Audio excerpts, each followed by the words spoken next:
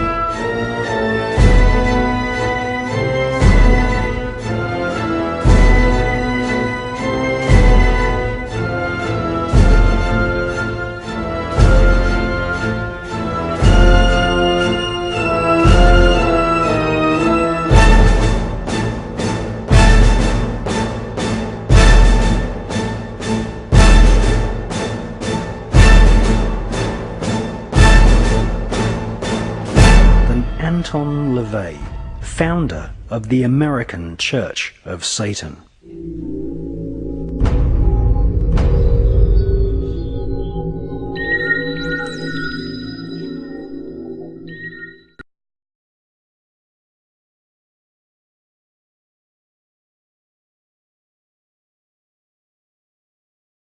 At Bohemian Grove, that the consummation of thousands of years of alchemical atomic research took place, nothing less than the birth of the bomb.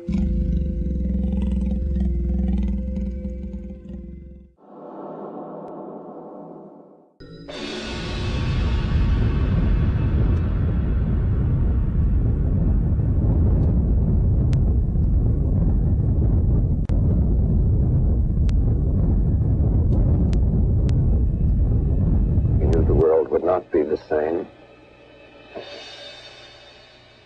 Few people laughed. Few people cried.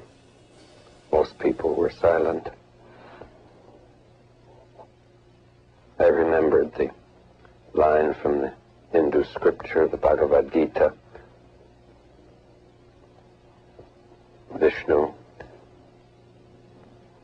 is trying to persuade the prince that he should do his duty, and to impress him takes on his multi-armed form and says, "Now I am become death, the destroyer of worlds, the destroyer of worlds, the destroyer of